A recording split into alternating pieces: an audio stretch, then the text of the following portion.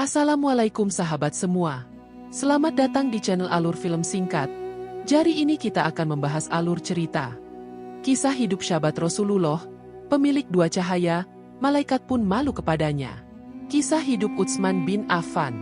Part 5, cerita di usia 54 sampai usia 63. Jangan lupa untuk like, komen, dan subscribe agar kamu tidak ketinggalan cerita menarik berikutnya. Madinah pagi itu diliputi ketenangan yang khas. Udara sejuk menyapa setiap sudut kota. Burung-burung beterbangan di atas kebun kurma, dan cahaya matahari perlahan menyingkap kabut tipis yang menggantung. Utsman bin Affan yang kini berusia 54 tahun bangun dari tidurnya lebih awal dari biasanya. Wajahnya tampak lebih matang. Uban semakin memenuhi rambut dan jenggotnya. Namun keteduhan dalam sorot matanya tidak berkurang sedikit pun. Ia menatap keluar rumah, melihat anak-anak kecil berlarian sambil tertawa, lalu tersenyum dengan lembut. Hari-hari itu, kehidupan kaum muslimin mulai memasuki masa yang semakin menantang. Setelah banyak peperangan dan ujian, umat Islam semakin kuat, namun musuh-musuh Islam pun tidak tinggal diam. Di usia 54, Utsman berada dalam posisi yang semakin penting. Ia bukan sekadar seorang sahabat, bukan hanya pedagang kaya, melainkan pilar utama umat. Rasulullah sering mempercayakan kepadanya urusan-urusan penting yang menyangkut keberlangsungan kaum muslimin. Pagi itu, Rasulullah mengutus seseorang untuk memanggil Utsman. Sang utusan menyampaikan salam lalu berkata, "Rasulullah menunggumu di masjid, wahai Abu Abdillah. Ada perkara yang harus dibicarakan." Utsman segera berwudhu, memakai pakaian putih sederhana, lalu berjalan menuju Masjid Nabawi. Masjid itu kini lebih ramai daripada tahun-tahun sebelumnya. Sejak perluasan yang dilakukan para sahabat atas arahan Nabi, masjid menjadi pusat kehidupan. Di sanalah kaum muslimin belajar, bermusyawarah, beribadah, bahkan mengatur urusan pemerintahan. Ketika Utsman tiba, ia melihat beberapa sahabat telah duduk mengelilingi Rasulullah, wajah-wajah yang setia, penuh iman, namun juga tampak lelah oleh perjuangan panjang. Rasulullah menatap mereka satu persatu, lalu bersabda, "Wahai sahabat-sahabatku, perjalanan dakwah ini tidak berhenti. Akan datang kabar dari negeri-negeri jauh. Kita harus siap dengan segala kemungkinan. Dan untuk itu, kita membutuhkan kekuatan yang lebih besar, bukan hanya dalam perang, tetapi juga dalam persaudaraan." Ucapan itu membuat suasana hening. Umar bin Khattab yang duduk di sebelah Rasulullah, mengangguk dengan wajah serius. Ali bin Abi Thalib menunduk, merenungi setiap kata. Sementara Abu Bakar tersenyum lembut, seolah memahami arah pembicaraan. Rasulullah kemudian menatap Utsman. Tatapan itu dalam, penuh arti. "Wahai Utsman, engkau telah banyak berkorban untuk Islam. Engkau membeli sumur Raumah, engkau membekali pasukan Tabuk dengan hartamu, dan engkau selalu hadir dengan kebaikan. Tetapi perjalanan ini belum selesai. Akan ada masa di mana engkau harus berdiri lebih tinggi, menanggung lebih banyak, bukan hanya dengan harta, tetapi juga dengan kesabaran dan kepemimpinan." Kata-kata itu menyentuh hati Utsman. Ia merasa seolah Rasulullah sedang mempersiapkannya untuk sebuah peran besar di masa depan. Utsman menunduk, hatinya bergetar. Ia lalu berkata dengan suara rendah, "Ya Rasulullah, demi Allah yang mengutusmu dengan kebenaran, aku tidak menginginkan apapun kecuali ridha Allah dan Rasul-Nya. Jika kelak aku harus menanggung lebih banyak, maka aku memohon agar Allah menguatkan langkahku." Rasulullah tersenyum, lalu menepuk lembut bahu Utsman. "Engkau akan mendapat ujian besar, wahai Utsman, dan keteguhanmu kelak akan menjadi pelajaran bagi umat." Sejak hari itu, Utsman semakin merenungi hidupnya. Di usia 54 tahun, ia mulai merasakan bahwa hidup bukan sekadar perjalanan pribadi, melainkan sebuah amanah besar untuk umat. Ia semakin rajin mendatangi majelis Rasulullah, mendengarkan setiap wahyu yang turun, mencatat dalam hati, dan mengamalkannya dengan penuh kesungguhan. Malam-malamnya banyak ia habiskan dalam munajat. Ia membaca Al-Quran dalam keheningan, air mata mengalir di wajahnya yang teduh. Ia sering berdoa panjang, memohon agar Allah menjaganya dari godaan dunia.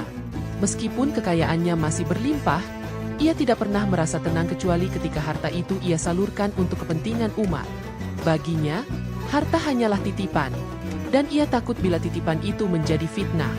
Suatu hari, seorang lelaki miskin datang mengetuk pintu rumahnya.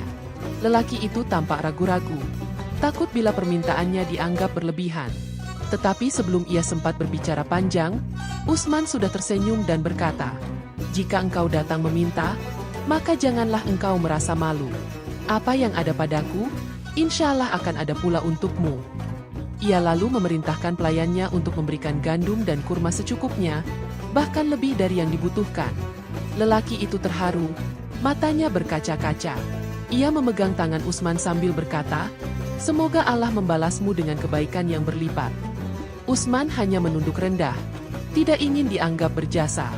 Ia selalu berkata pada dirinya, "Jika bukan karena Allah, aku bukanlah siapa-siapa." Di tengah kehidupan yang penuh pengorbanan itu, Utsman juga menghadapi bisikan-bisikan dari kaum munafik. Mereka iri melihat kedudukannya di sisi Rasulullah. Ada yang menyebar fitnah, ada yang mencoba menjatuhkannya dengan kata-kata kasar. Tetapi Utsman tidak membalas sedikit pun. Ia hanya tersenyum, menahan diri, dan menyerahkan urusannya kepada Allah. Ketika para sahabat lain terkadang marah dan ingin membela, Utsman berkata, "Biarkanlah mereka. Lidah manusia bisa lebih tajam dari pedang, tetapi Allah Maha Tahu isi hati kita. Aku tidak ingin menukar ketenangan hatiku dengan amarah yang sia-sia." Di usia 54 tahun itu, kelembutan Utsman semakin terasa. Ia menjadi sosok yang menyejukkan di tengah ketegangan.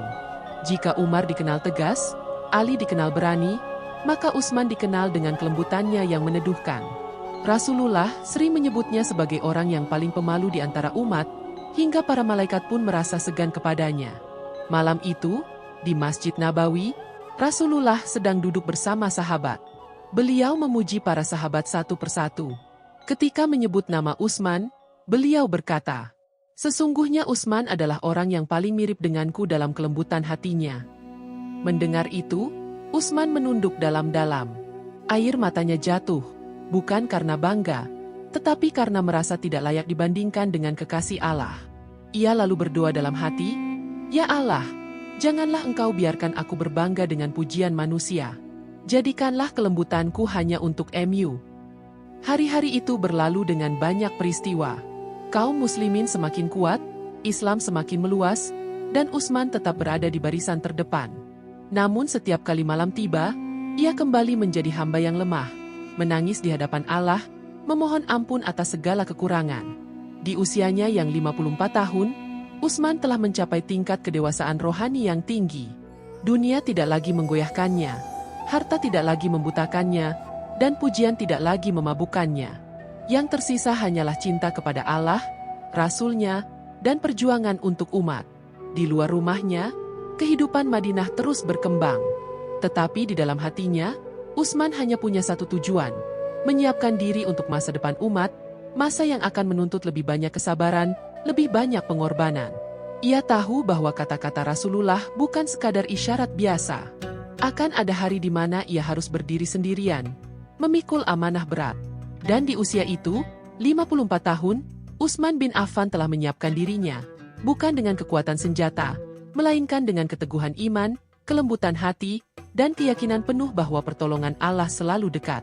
Usia 55 tahun menyapa Utsman bin Affan dengan wajah yang semakin teduh dan penuh wibawa.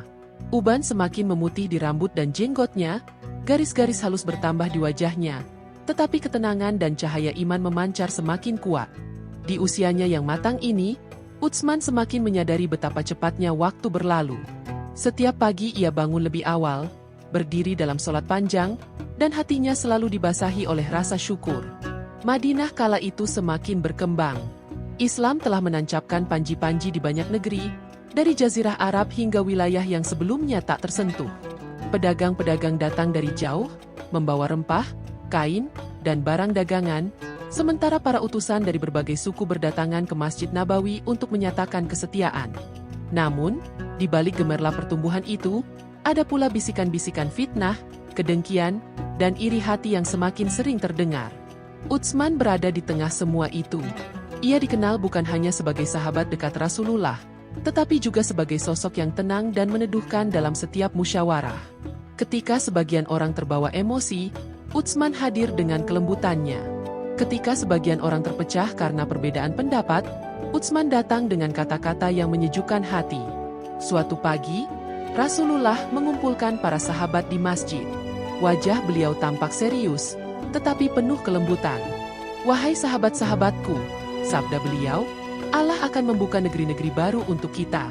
Akan datang masa di mana kalian harus memikul tanggung jawab yang besar. Aku ingin kalian bersiap, bukan hanya dengan senjata, tetapi juga dengan hati yang bersih dan jiwa yang ikhlas." Ucapan itu membuat suasana hening. Umar bin Khattab mengeraskan wajahnya, seolah bersiap menghadapi tantangan apapun. Ali bin Abi Thalib menunduk dalam-dalam, merenungi setiap kata. Abu Bakar tersenyum lembut, memancarkan keyakinan. Sementara Utsman duduk dengan kepala sedikit tertunduk, hatinya bergetar. Ia tahu, Rasulullah sedang mempersiapkan para sahabat untuk masa yang akan datang, masa yang mungkin penuh ujian dan fitnah. Beberapa saat kemudian, Rasulullah memandang Utsman dengan tatapan penuh makna. "Wahai Utsman, engkau adalah orang yang lembut hatinya. Kelak umat ini akan membutuhkan kelembutanmu. Akan ada masa di mana engkau harus berdiri di tengah badai, menenangkan hati-hati yang gelisah, menjaga persatuan yang rapuh. Bersiaplah, karena amanah itu berat." Utsman menunduk, dadanya berdebar. Ia lalu berbisik dalam hati, "Ya Allah, jika benar aku akan diuji dengan amanah sebesar itu, kuatkanlah aku. Jangan biarkan aku tergelincir. Jangan biarkan aku lemah." Sejak saat itu, hidup Utsman di usia 55 tahun dipenuhi dengan perenungan mendalam. Ia tidak lagi melihat dunia dengan mata seorang pedagang, melainkan dengan hati seorang hamba yang sadar bahwa setiap langkahnya adalah bagian dari rencana Allah. Ia semakin sering berpuasa, memperbanyak sedekah, dan mendekatkan diri kepada Allah dengan bacaan Al-Quran yang panjang di malam hari. Salah satu kebiasaannya yang membuat banyak orang terkesan adalah kesungguhannya dalam membaca Al-Quran. Dikatakan bahwa ia mampu menghatamkan seluruh mushaf dalam satu malam. Tidak semua orang sanggup melakukannya. Tetapi bagi Utsman, Al-Quran adalah sumber ketenangan, kekuatan, sekaligus cahaya yang membimbingnya. Suatu malam, salah seorang pemuda datang ke rumahnya dan melihat lampu kecil masih menyala. Dari balik tirai, terdengar suara bacaan Al-Quran yang merdu dan penuh perasaan. Pemuda itu terdiam, merasakan bulu kuduknya berdiri. Ia berbisik pada dirinya sendiri. Inilah rahasia keteguhan Utsman. Ia bersama Al-Quran di saat orang lain terlelap. Selain mendekatkan diri kepada Allah, Utsman juga tetap memperhatikan umat. Ia selalu mencari tahu siapa di antara kaum muslimin yang membutuhkan bantuan. Bila mendengar seorang janda kesulitan, ia segera mengirimkan makanan. Bila mengetahui seorang yatim menangis, ia mendatangi mereka dengan hadiah. Bila seorang pedagang kecil hampir bangkrut, ia membeli dagangannya dengan harga lebih tinggi dari pasaran. Namun, meski kebaikannya tak terhitung, fitnah tetap datang. Kaum munafik menyebarkan kabar bohong, mencoba merusak namanya. Mereka berkata, Utsman hanya ingin menunjukkan diri sebagai dermawan. Ada pula yang berkata, ia mencari pengaruh dengan hartanya. Ucapan-ucapan itu menusuk, tetapi Utsman menahan diri. Ia tidak membalas. Ia hanya tersenyum tipis dan berkata, "Cukuplah Allah sebagai saksiku. Jika amal ini diterima olehnya, maka semua tuduhan itu tidak ada artinya." Sahabat-sahabat dekatnya sering merasa geram. Umar berkata, "Wahai Utsman, mengapa engkau tidak membalas mereka? Katakan sesuatu agar mereka tahu siapa dirimu." Utsman menjawab dengan tenang, "Wahai Umar, aku khawatir bila aku membalas, maka aku akan kehilangan ketenangan hatiku. Aku tidak ingin amal kecilku hilang karena amarahku." Itulah Utsman di usia 55 tahun. Seorang lelaki dengan hati selembut sutra, namun seteguh gunung dalam keimanan. Ia tidak terombang-ambing oleh pujian atau cacian. Baginya, yang terpenting adalah bagaimana Allah menilai dirinya. Di tengah kehidupannya yang penuh ibadah dan pelayanan kepada umat, Utsman juga sering memberikan nasihat kepada para pemuda. Ia tahu, generasi muda inilah yang kelak akan menjadi penerus dakwah. Suatu sore, ia mengumpulkan sekelompok pemuda di masjid dan berkata, "Wahai anak-anakku, dunia ini akan menipumu. Ia tampak indah, tetapi cepat berlalu. Jangan biarkan dunia menguasai hati kalian. Jadikan Al-Quran sebagai sahabatmu, jadikan sholat sebagai pelindungmu, dan jadikan sabar sebagai perisai dalam hidupmu." Kata-kata itu menancap dalam hati para pemuda. Mereka melihat sosok Utsman bukan hanya sebagai seorang sahabat Nabi, tetapi sebagai ayah rohani yang penuh kasih sayang. Malam semakin larut. Setelah seharian mengurus berbagai urusan umat, Utsman kembali ke rumahnya yang sederhana. Ia duduk di atas tikar, membuka mushafnya, lalu membaca. Air matanya jatuh ketika sampai pada ayat-ayat tentang surga. Ia membayangkan betapa indahnya janji Allah bagi orang-orang yang sabar dan ikhlas. Lalu ia berdoa, "Ya Allah, jika Engkau menuliskan surga bagi hamba MU yang hina ini, maka jadikan aku termasuk di dalamnya. Jangan biarkan aku tergelincir dari jalan MU." Di usia 55 tahun itu, Utsman bin Affan bukan hanya seorang sahabat, bukan hanya seorang pedagang, bukan hanya seorang dermawan. Ia adalah teladan kelembutan, simbol kesabaran, dan cahaya ketenangan di tengah gejolak. Madinah menyaksikan, umat merasakan, dan para sahabat mengetahui bahwa hidup Utsman adalah cermin dari makna sebenar-benarnya iman, menyerahkan segalanya kepada Allah, dengan hati yang penuh cinta dan ridha. Usia 56 tahun datang kepada Utsman bin Affan dengan keheningan yang semakin dalam. Rambut dan jenggotnya nyaris putih seluruhnya, tetapi sorot matanya tetap bersinar lembut. Wajahnya tampak tenang, penuh kedewasaan yang terpahat dari perjalanan panjang iman, pengorbanan, dan kesabaran. Meski tubuhnya sudah tidak sekuat dulu, semangatnya justru semakin membara. Ia merasa setiap hari yang diberikan Allah adalah kesempatan untuk mendekatkan diri, berbuat kebaikan, dan menyiapkan bekal sebelum ajal menjemput. Madinah kala itu tidak pernah sepi dari hiruk-pikuk. Masjid Nabawi selalu dipenuhi orang-orang yang belajar Al-Quran, mendengar hadis Rasulullah, atau berdiskusi tentang urusan umat. Utsman hampir tidak pernah absen dari majelis Rasulullah. Meski tidak selalu banyak bicara, kehadirannya menebarkan ketenangan. Bila ada perbedaan pendapat yang membuat suasana panas, cukup dengan satu kalimat lembut dari Utsman, hati-hati yang keras bisa melunak. Suatu hari, Rasulullah berbicara tentang masa depan umat kepada para sahabat. Beliau bersabda, "Akan datang masa ketika umat ini diuji dengan fitnah yang besar. Akan ada pemimpin yang diuji dengan darah dan air mata. Maka siapa yang bersabar, ia akan selamat. Dan siapa yang tergelincir, ia akan menyesal." Ucapan itu membuat semua sahabat terdiam. Hati mereka bergetar membayangkan ujian yang dimaksud. Utsman mendengar kata-kata itu dengan seksama. Hatinya merasakan sesuatu yang sulit diungkapkan. Seolah kata-kata Rasulullah itu menyentuh langsung ke dalam dirinya, mengingatkan bahwa suatu saat ia akan menghadapi badai besar. Ia menunduk lama, lalu dalam hati berdoa, "Ya Allah, bila fitnah itu benar akan datang kepadaku, jadikan aku termasuk orang yang sabar. Jangan Engkau cabut keteguhan hatiku." Malam harinya, Utsman berlama-lama dalam sholat tahajud. Ia membaca ayat-ayat tentang orang-orang sabar, tentang surga yang dijanjikan, dan tentang azab bagi orang-orang yang lalai. Air matanya mengalir deras. Ia merasa dirinya begitu kecil di hadapan Allah, meski seluruh umat memujinya. Ia takut amalnya tidak cukup. Ia takut tergelincir oleh dunia. Lalu ia memohon ampun berkali-kali, sambil berbisik lirih, "Ya Allah, aku tidak mampu tanpa pertolongan MU. Lindungilah aku dari fitnah yang aku tak sanggup menanggungnya." Di usia 56 tahun, Utsman semakin memperbanyak amal kebaikan. Ia memperluas sedekahnya, membiayai lebih banyak fakir miskin, dan terus mengalirkan hartanya untuk kepentingan umat. Suatu hari, seorang budak datang memohon belas kasihan. Budak itu dianiaya tuannya, dan berharap Utsman bisa menolong. Tanpa banyak bicara, Utsman menebus budak itu dengan hartanya, lalu memerdekakannya. "Pergilah, mulai hari ini engkau merdeka," kata Utsman dengan suara lembut. Budak itu menangis haru, memeluk kaki Utsman sambil mengucap syukur. Bagi Utsman, memerdekakan satu jiwa dari belenggu perbudakan adalah amal yang tak ternilai, lebih indah daripada emas sebanyak gunung. Tidak hanya itu, ia juga terus membangun infrastruktur bagi umat. Sumur yang pernah ia beli masih mengalirkan air gratis untuk penduduk Madinah. Tanah yang ia wakafkan kini ditanami kebun kurma, hasilnya dibagikan kepada fakir miskin. Setiap kali melihat orang minum dari sumurnya atau menikmati buah dari kebunnya, hatinya dipenuhi rasa syukur. "Alhamdulillah," bisiknya, "semoga semua ini menjadi saksi di hadapan Allah." Namun, sebagaimana setiap kebaikan besar selalu mendatangkan iri hati, demikian pula dengan Utsman. Kaum munafik semakin giat menyebarkan fitnah.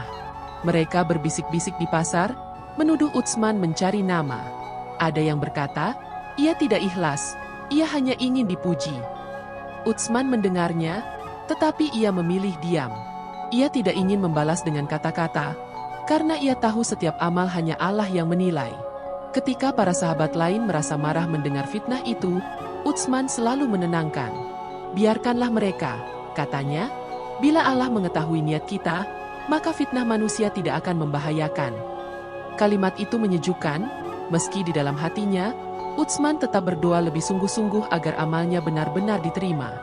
Hari-hari terus berjalan. Utsman tetap setia dengan rutinitasnya, hadir di masjid, beribadah malam, bersedekah, dan menolong umat. Tetapi di usia 56 tahun ini, ia semakin banyak merenung tentang makna hidup. Ia sering berkata kepada para pemuda, "Wahai anak-anakku, dunia ini hanyalah persinggahan. Jangan tertipu oleh gemerlapnya.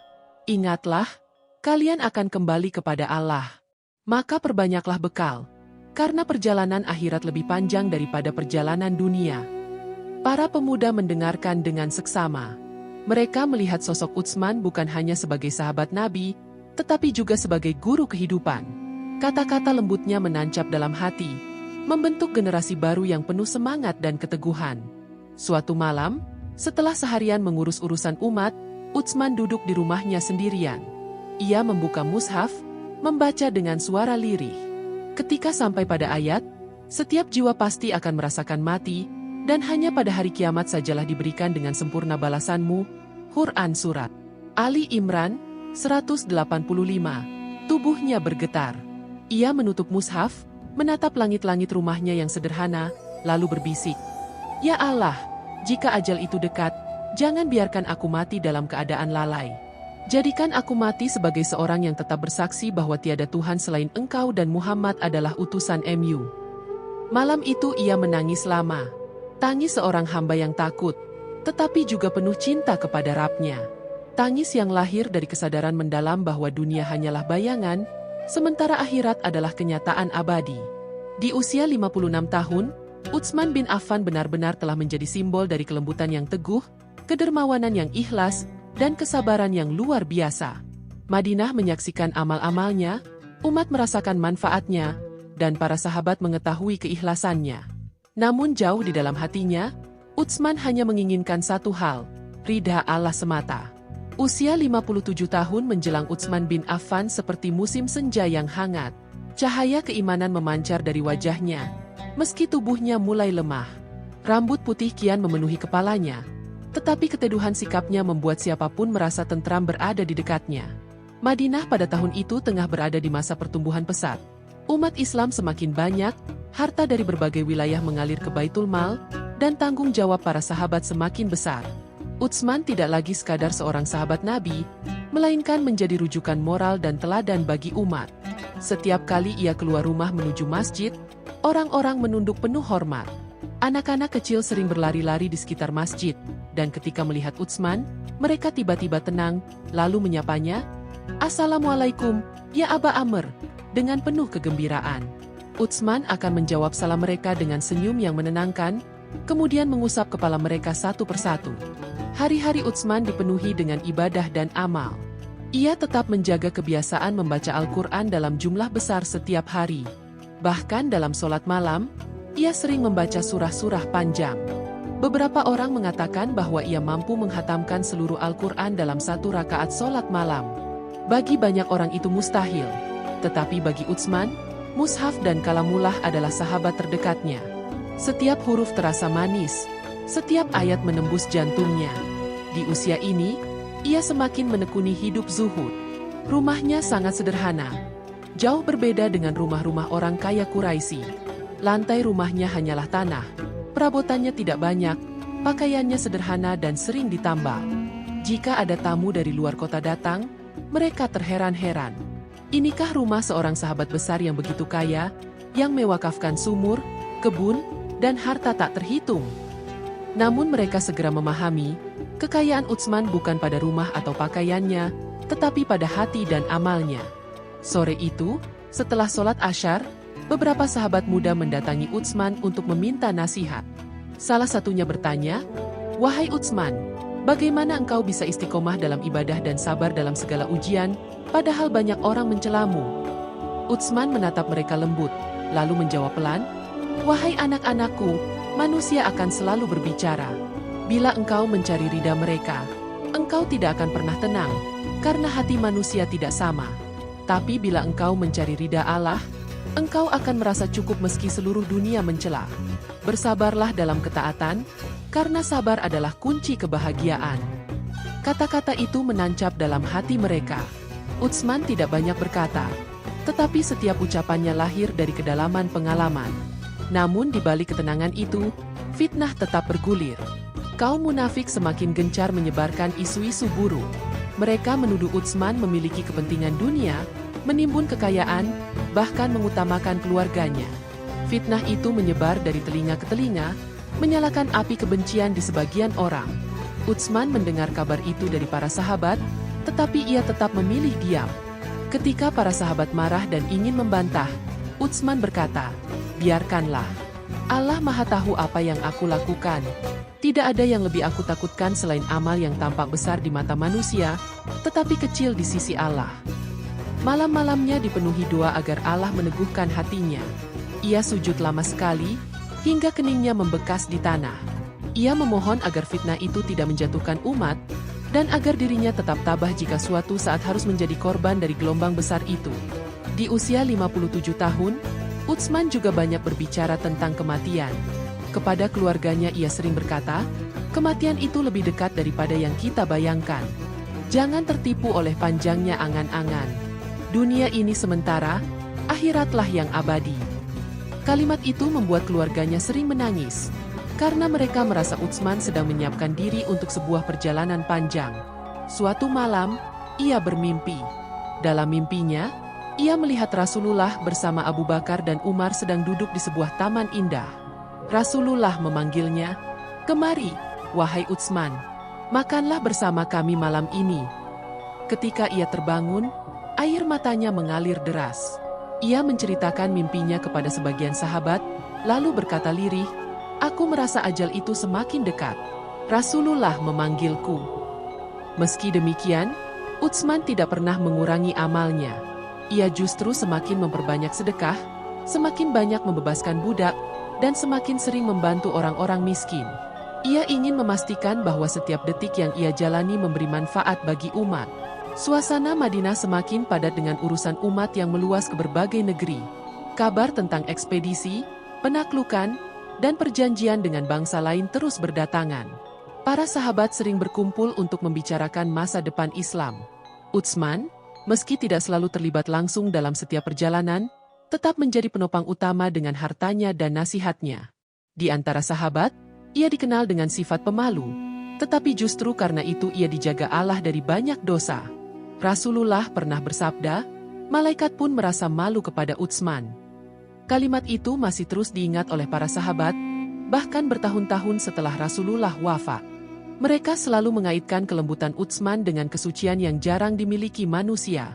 Namun, ada kalanya Utsman sendiri merasa lelah dengan fitnah yang beredar.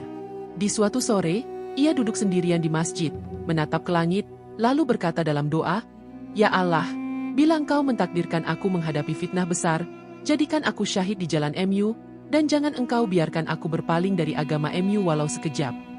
Suaranya lirih, tetapi doa itu membekas di hati orang-orang yang mendengarnya. Beberapa pemuda yang kebetulan dekat merasakan getaran dalam doa itu.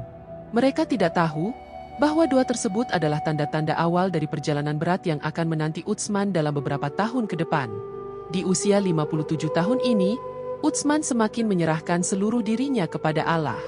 Ia tidak lagi peduli dengan dunia. Ia sadar, hidupnya tidak panjang.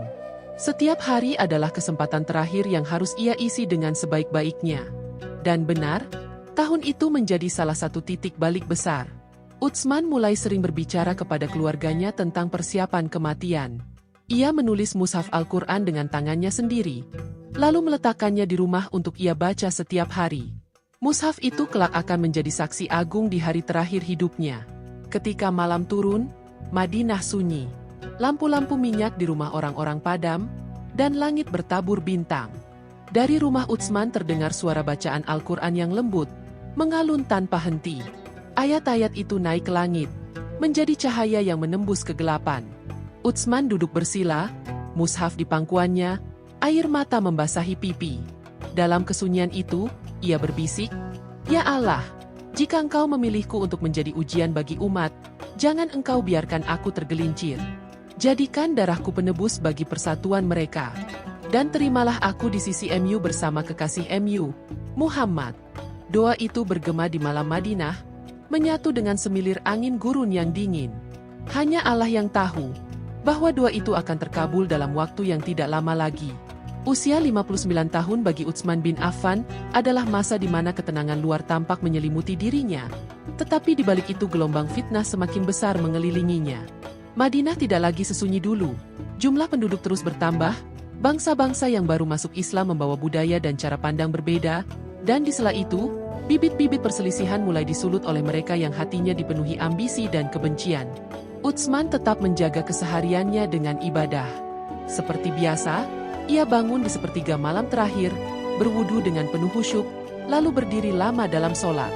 Tangannya gemetar ketika memegang mushaf, bukan karena lemah, tetapi karena rasa takut kepada Allah. Ayat-ayat yang dibacanya membuatnya menangis terseduh. Malam-malamnya menjadi panjang, hingga istrinya sering melihatnya lelah, tetapi wajahnya selalu bercahaya. Pagi hari, Utsman berjalan ke masjid dengan langkah perlahan. Di usianya ini, rambut putihnya semakin banyak, janggutnya memutih, tetapi wajahnya masih tampak teduh. Anak-anak kecil sering berlari menyambutnya, dan ia tidak pernah menolak mengusap kepala mereka, memberikan kurma atau koin perak kecil. Baginya, senyum seorang anak adalah penyejuk hati. Namun di luar rumah, suasana mulai tidak sama. Isu-isu buruk tentang dirinya makin keras beredar. Ada yang menuduhnya terlalu lembut sehingga membiarkan orang-orang terdekatnya menduduki jabatan penting. Ada yang menudingnya menumpuk harta, padahal justru hartanya ia keluarkan tanpa hitung untuk umat. Bahkan sebagian yang dahulu menerima kebaikannya ikut terpengaruh oleh fitnah. Suatu sore, beberapa sahabat dekatnya datang. Ali bin Abi Thalib, Zubair bin Awam, dan Talhah tampak resah. Mereka berkata, "Wahai Utsman, fitnah ini semakin besar. Orang-orang munafik menyulut api kebencian. Kami khawatir sesuatu yang buruk akan menimpamu. Biarkan kami bersikap tegas, demi menjaga engkau." Utsman menatap mereka dengan mata basah. Suaranya lembut, "Wahai saudaraku, aku tidak ingin darah kaum muslimin tertumpah karena diriku. Bila mereka marah kepadaku, aku akan bersabar. Bila mereka menuduhku, aku akan pasrah. Selama aku tidak meninggalkan agama Allah, maka semua ini ringan bagiku." Mereka terdiam, karena tahu itulah sifat asli Utsman. Kelembutannya menjadi bentengnya sendiri, meski sekaligus membuatnya tampak rentan. Di usianya yang mendekati 60, Utsman juga semakin sering mengenang Rasulullah. Ia duduk di masjid, menatap mimbar, dan berkata lirih, "Dulu disinilah Rasulullah berdiri, menyampaikan wahyu. Suaranya masih terngiang di telingaku. Betapa cepat waktu berlalu."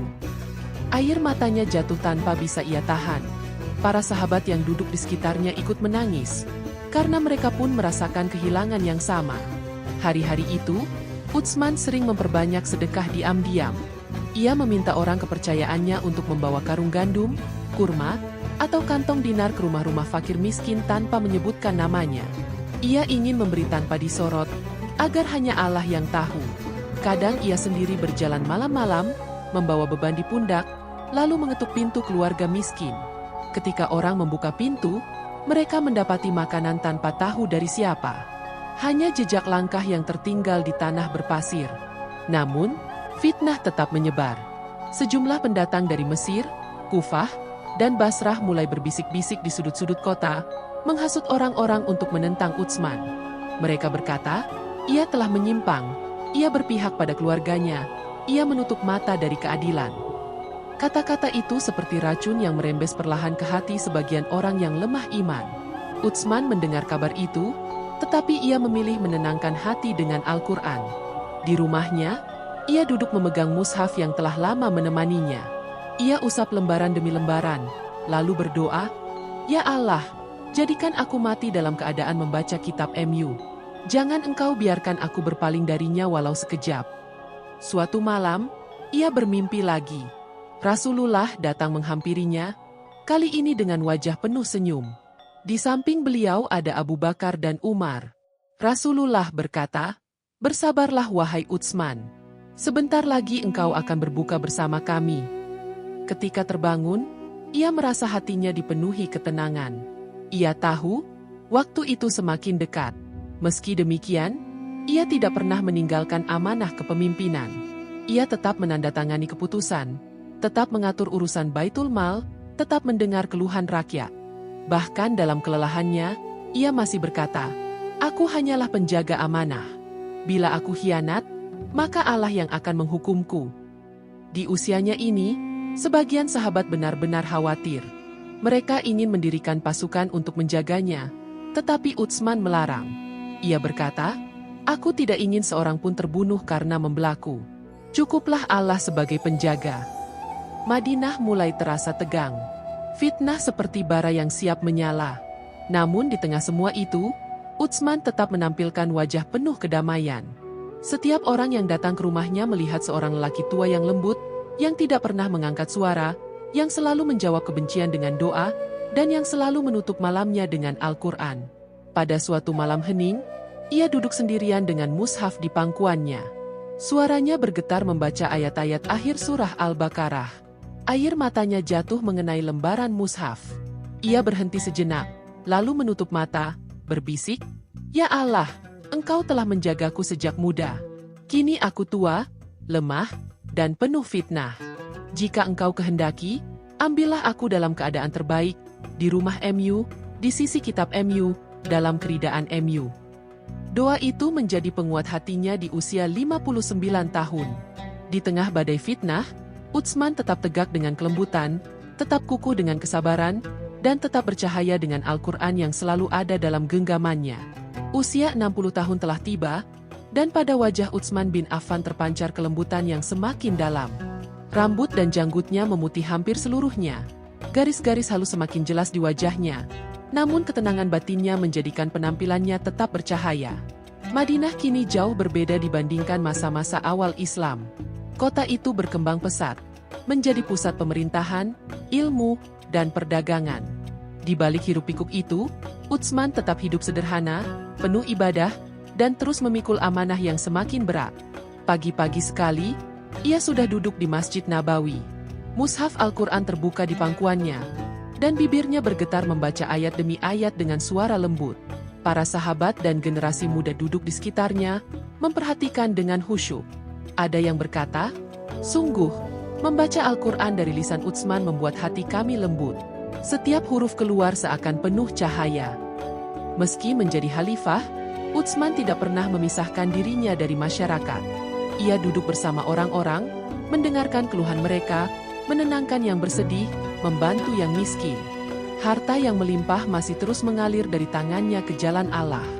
Bila ada keluarga yang kekurangan, ia langsung memerintahkan agar makanan dan pakaian dikirimkan.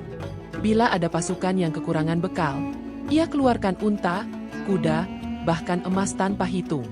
Namun, di usia 60 tahun ini, badai fitnah semakin keras. Orang-orang dari luar Madinah yang termakan hasutan mulai berdatangan. Mereka menyebarkan kabar bohong, menuduh Utsman nepotis, menudingnya berpihak kepada kerabatnya dalam urusan pemerintahan. Fitnah itu menyebar bagaikan api di padang kering. Orang-orang yang dulu menerima kebaikannya, kini sebagian mulai goyah. Sahabat-sahabat dekatnya resah. Ali bin Abi Thalib, Zubair bin Awam, dan Talhah masih berusaha membelanya, menenangkan keadaan. Namun Utsman selalu berkata dengan wajah teduh, "Biarkanlah mereka berkata. Aku tidak akan menanggapi dengan pedang. Selama aku masih bisa sabar, maka sabar adalah bentengku. Aku tidak ingin darah kaum muslimin tumpah karena aku." Kelembutannya membuat sebagian sahabat kagum, tetapi juga membuat mereka khawatir. Bagaimana seorang khalifah bisa menghadapi gelombang fitnah sebesar itu hanya dengan kesabaran? Namun Utsman yakin, kesabaran dan tawakal adalah jalan yang ia pilih. Di rumahnya, kehidupan tetap sederhana. Lantai tanah, tikar kasar, perabot seadanya. Tidak ada kemewahan, meski ia mampu membeli apapun. Pakaiannya sering ditambal, bahkan ada baju yang penuh jahitan. Bila ditanya, ia hanya tersenyum. Beginilah Rasulullah mengajarkan kita. Dunia hanyalah singgah sebentar. Malam hari adalah waktu paling panjang baginya. Ia berdiri dalam solat, lama sekali, hingga tubuhnya gemetar. Mushaf Al-Quran selalu ada di dekatnya. Ada saat-saat ia duduk membaca hingga fajar tiba. Air mata terus mengalir membasahi jenggotnya. Istrinya kadang merasa khawatir. "Wahai Utsman, tidurlah sebentar, tubuhmu lelah." Ia menjawab lembut, "Bagaimana aku bisa tidur tenang, sedangkan fitnah menyelimuti umat, dan ajal bisa datang kapan saja." Dalam doa-doanya, Utsman semakin sering menyebut kematian. Ia memohon agar diwafatkan dalam keadaan husnul hatimah, syahid di jalan Allah, dan ditempatkan bersama Rasulullah. Ia merasa, waktu itu semakin dekat. Suatu hari, beberapa pemuda mendatanginya di masjid. Mereka bertanya, "Wahai Amirul Mukminin, bagaimana kami menghadapi zaman penuh fitnah seperti ini?" Utsman menatap mereka dengan mata lembut, lalu berkata, "Berpeganglah kepada Al-Quran. Jangan terpengaruh oleh kata-kata manusia yang menipu. Dunia akan selalu bergolak. Tetapi bila hatimu terikat pada kitabullah, engkau tidak akan tersesat. Dan ingatlah, jangan anggap enteng darah seorang muslim. Menumpahkan darah mereka adalah dosa yang lebih besar daripada menghancurkan Ka'bah." Kata-kata itu menggetarkan hati mereka. Inilah Utsman, yang meski difitnah, tetap menebarkan kelembutan dan peringatan. Namun malam berikutnya, ia bermimpi lagi. Rasulullah hadir bersama Abu Bakar dan Umar. Mereka berkata kepadanya, "Bersabarlah wahai Utsman, engkau akan bersama kami dalam waktu dekat." Ketika bangun, wajahnya dipenuhi ketenangan. Ia tahu, mimpi itu adalah kabar dari Allah. Ia tidak menceritakan mimpinya kepada banyak orang, hanya kepada beberapa sahabat terdekat. Tetapi sejak saat itu, sikapnya semakin pasrah. Ia memperbanyak ibadah, memperbanyak sedekah, dan memperbanyak doa. Hari-hari di usia 60 ini menjadi saksi betapa Utsman semakin menyiapkan dirinya untuk perjalanan abadi. Fitnah semakin besar, tetapi hatinya semakin tenang. Ia tidak membalas kebencian dengan kebencian, melainkan dengan doa dan sabar. Ia tidak melawan dengan pedang, melainkan dengan mushaf yang selalu ada di tangannya. Suatu malam, ia duduk di rumah, mushaf terbuka di pangkuannya. Ia membaca dengan suara lembut, ayat demi ayat, hingga larut. Air mata membasahi lembaran. Dalam kesunyian, ia berbisik, "Ya Allah, Engkau telah memilihku untuk memikul amanah ini. Aku lemah, tetapi Engkau kuat. Jika waktuku sudah tiba, ambillah aku dalam keadaan terbaik, di sisi kitab MU, di rumah MU, bersama kekasih MU." Doa itu mengalun, menembus langit malam Madinah. Dan pada usia 60 tahun, semakin jelaslah bahwa Utsman bin Affan bukan hanya seorang khalifah, tetapi seorang hamba yang sepenuhnya menyerahkan diri kepada Allah. Madinah tahun itu diliputi ketegangan yang semakin terasa. Utsman bin Affan telah memasuki usia 61 tahun. Rambut dan jenggotnya telah memutih sepenuhnya. Tubuhnya melemah dibandingkan masa mudanya, tetapi matanya tetap bercahaya dengan kelembutan. Usianya yang menua tidak mengurangi semangat ibadahnya, juga tidak mengurangi keteguhannya memimpin umat di tengah badai fitnah yang kian dahsyat. Pagi itu, beliau keluar dari rumah menuju Masjid Nabawi. Udara Madinah masih sejuk. Matahari belum meninggi. Beberapa orang sudah menunggunya. Mereka ingin mengadu, ada pula yang ingin mendengar nasihat. Utsman duduk di tiang masjid yang biasa ia pilih, mushaf di tangannya. Suaranya lembut, melantunkan ayat-ayat suci. Para sahabat dan tabiin terdiam, mendengarkan bacaan itu. Bagi mereka, suara Utsman bagai embun yang menyejukkan hati. Setelah selesai membaca, seorang lelaki bangkit dan berkata, "Wahai Amirul Mukminin, fitnah semakin membesar. Orang-orang dari Mesir dan Kufah datang membawa tuduhan. Mereka menyebarkan kabar buruk tentangmu. Tidakkah engkau ingin menjawab mereka?" Utsman menunduk sejenak, lalu menatapnya dengan mata teduh. Wahai saudaraku, aku tidak akan melawan fitnah dengan fitnah. Aku tidak akan menjawab kebohongan dengan kebohongan. Jika mereka ingin menuduhku, biarlah Allah yang menjadi hakim antara aku dan mereka. Aku tidak ingin darah kaum muslimin tumpah karena aku. Jawaban itu membuat banyak orang terdiam. Ada yang menangis karena kelembutan hatinya, ada pula yang gelisah karena merasa Utsman terlalu sabar. Tetapi begitulah beliau, tidak pernah melepaskan kesabarannya, tidak pernah berubah dari sifat aslinya. Lembut, dermawan, penuh kasih sayang. Di rumahnya, kehidupan masih sederhana. Padahal beliau adalah khalifah dengan wilayah yang membentang luas dari Persia hingga Afrika Utara. Namun rumahnya hanya berupa bangunan sederhana dari batu dan tanah liat. Lantainya masih tanah, tikarnya kasar. Pakaian beliau penuh tambalan. Pernah suatu kali seorang sahabat berkata, "Wahai Amirul Mukminin, engkau adalah penguasa kaum muslimin. Mengapa engkau tidak memakai pakaian yang lebih layak?" Utsman hanya tersenyum. "Beginilah aku melihat Rasulullah hidup. Aku tidak ingin jauh dari jejak beliau." Malam hari, Utsman hampir tidak pernah tidur nyenyak. Ia habiskan waktu dalam sholat panjang. Kakinya bengkak, tubuhnya lemah, tetapi hatinya tenang. Mushaf Al-Quran selalu terbuka di depannya. Kadang ia menangis lama sekali, hingga air matanya menetes ke lembaran mushaf. Dalam sujudnya, ia berdoa, "Ya Allah, Engkau tahu kelemahanku. Jika ini adalah ujian MU, berilah aku kesabaran. Jika ajal sudah dekat, wafatkan aku dalam keadaan Engkau ridha kepadaku."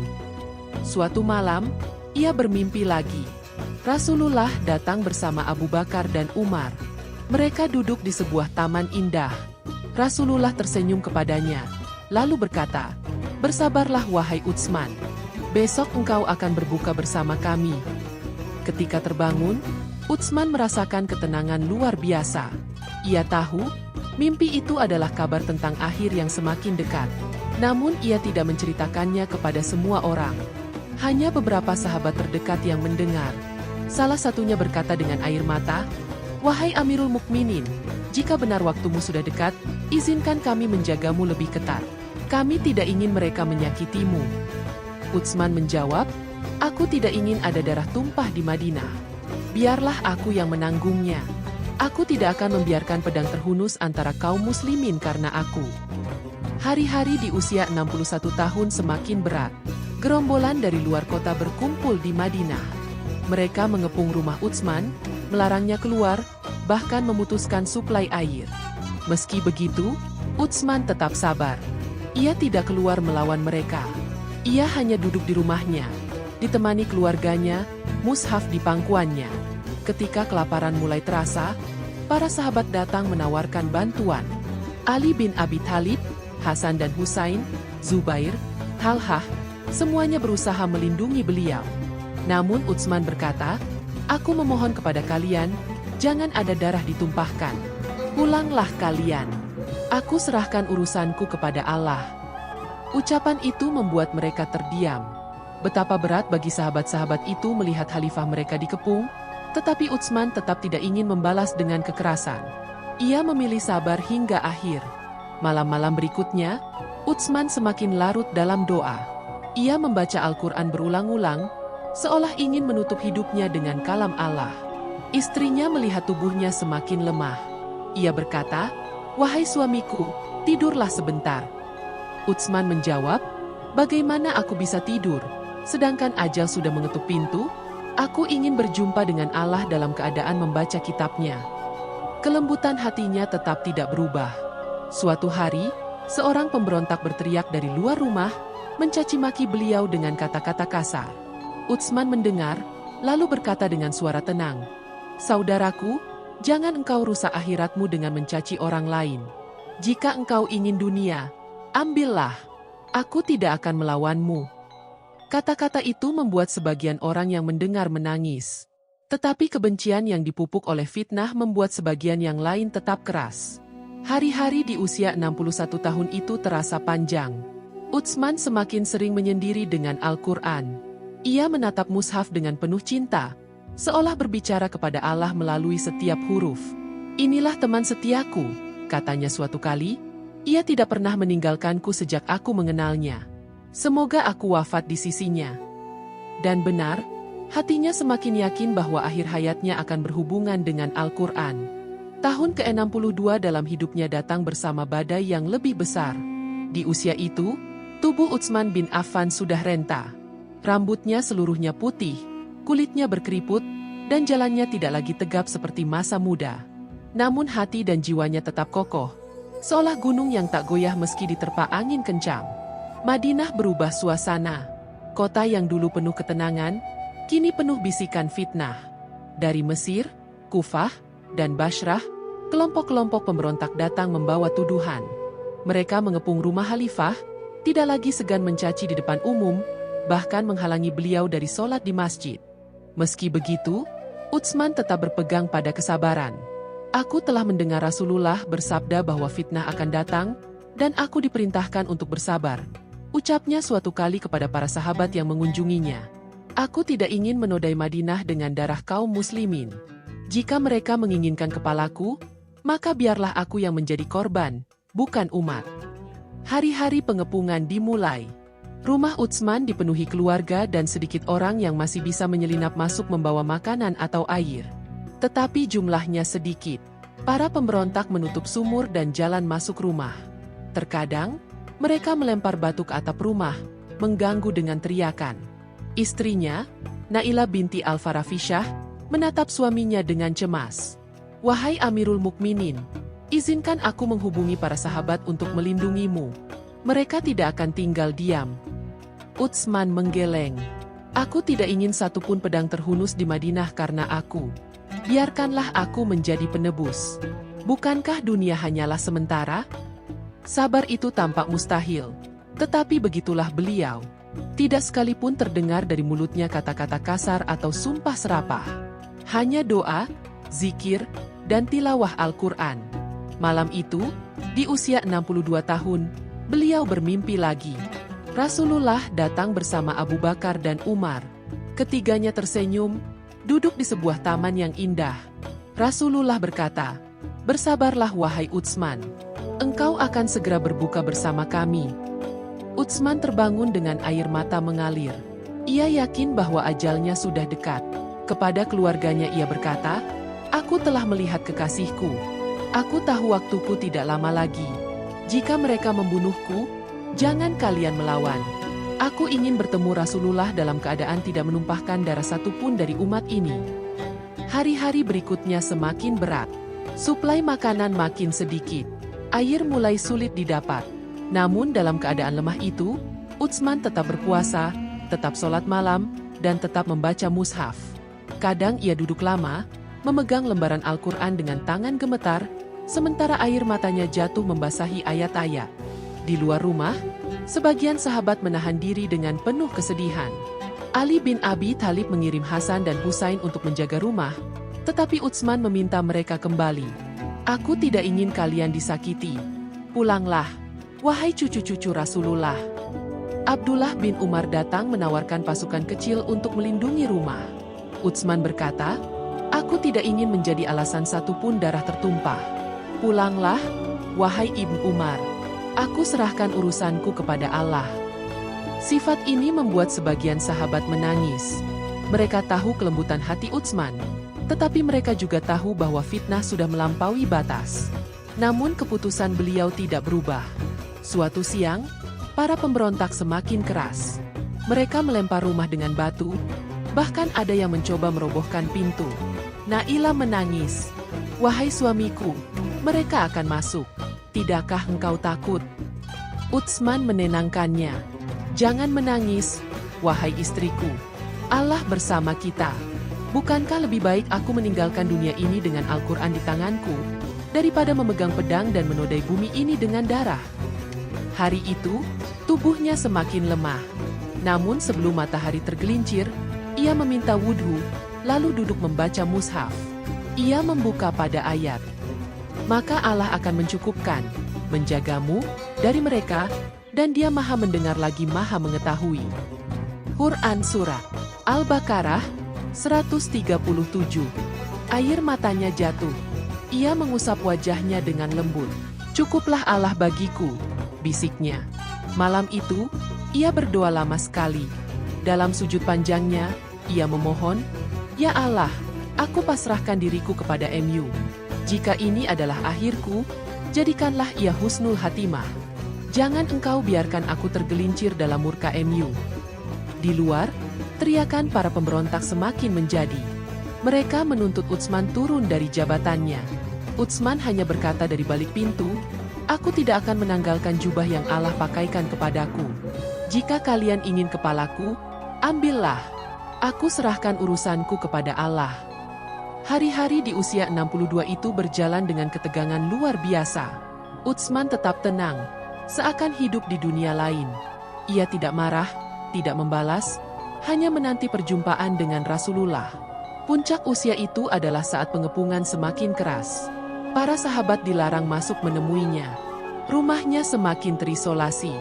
Namun dalam kesendirian itu, ia merasakan kedamaian yang aneh. Ia berkata kepada Naila, "Aku merasa sangat dekat dengan Rasulullah malam ini. Jika aku wafat, jangan engkau bersedih terlalu lama. Sampaikan salamku kepada orang-orang beriman. Katakan pada mereka bahwa aku ingin umat ini bersatu."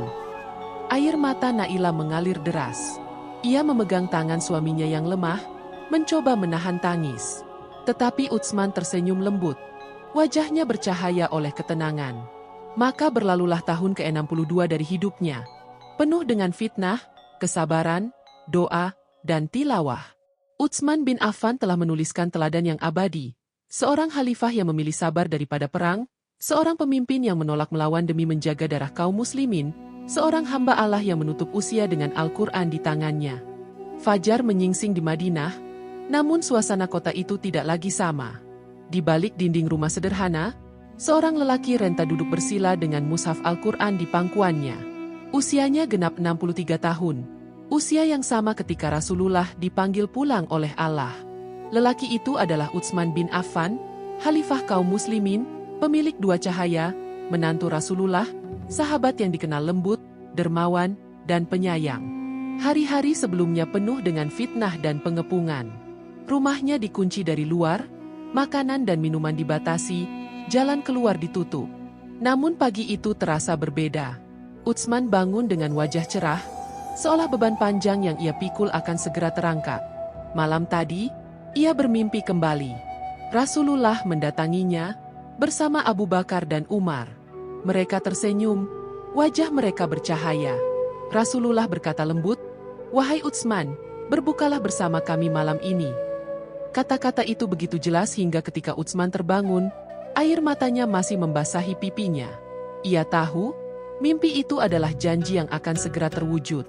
Ia bangkit, berwudu dengan air yang tersisa, lalu mengenakan pakaian sederhana yang bersih. Kepada istrinya, Naila binti Al-Farafishah, ia berkata, "Hari ini aku akan berbuka bersama Rasulullah. Mereka akan datang, wahai Naila, janganlah engkau menahan mereka. Jika aku wafat, tutuplah wajahku, dan bersabarlah. Jangan engkau tinggalkan syalatmu." Naila menangis mendengarnya, memohon agar beliau bersedia mengizinkan para sahabat menjaga rumah. Namun Utsman menolak. "Aku tidak ingin darah ditumpahkan demi aku. Biarlah aku yang menjadi korban. Semoga Allah menjaga umat ini setelahku." Ia lalu duduk di tempat biasa, membuka mushaf, membaca dengan suara lembut. Ayat-ayat yang ia baca hari itu terasa begitu dalam, seakan menembus jantung rumah yang dikepung oleh kebencian. Mushaf itu adalah sahabat setianya, selalu berada di pangkuannya di setiap waktu. Di luar rumah, para pemberontak berkumpul. Mereka marah, terprovokasi oleh fitnah yang disebarkan jauh dari Madinah. Sebagian ingin segera menghabisinya, sebagian ragu. Namun bisikan kebencian lebih kuat. Tiba-tiba pintu rumah didobrak. Sejumlah orang masuk dengan wajah garang, pedang terhunus. Naila berteriak, berusaha menghalangi. Namun salah seorang dari mereka mengayunkan pedang hingga mengenai tangannya.